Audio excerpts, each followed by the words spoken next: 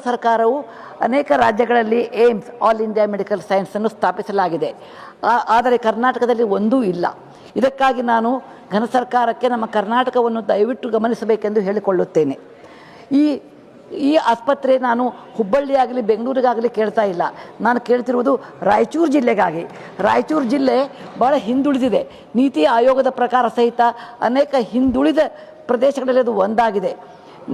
ಮೈಸೂರು ದೊರೆಗಳ ಕೃಪೆಯಿಂದ ದಕ್ಷಿಣ ಕರ್ನಾಟಕವು ಸಮೃದ್ಧಿಯಾಗಿ ಬೆಳೆದಿದೆ. ಆದರೆ ಕಳೆದ 250 ವರ್ಷದಲ್ಲಿ ಪರರ ದಬ್ಬಾಳಿಕೆಯಲ್ಲಿ ಅದು ನಿಗ್ಲೆಕ್ಟ್ ಆಗಿ ಅಥವಾ ಮರೆತು ಹೋದಂತಾಗಿದೆ. ಅಲ್ಲಿ ಉತ್ತಮವಾದ ಆರೋಗ್ಯದ ಯಾವುದೇ ಒಂದು ಉಪಾಯಗಳಿಲ್ಲ.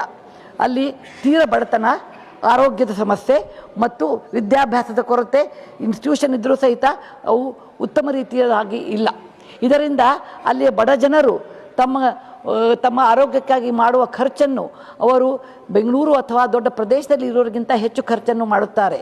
ಅವ್ರಿಗೇನಾದರೂ ಆರೋಗ್ಯದಲ್ಲಿ ತೊಂದರೆ ಇದ್ದರೆ ಅವರು ದೂರದ ಬೆಂಗಳೂರಿಗಾಗಲಿ ಅಥವಾ ಹೈದರಾಬಾದಕ್ಕಾಗಲಿ ಹೋಗಬೇಕಾಗುತ್ತದೆ.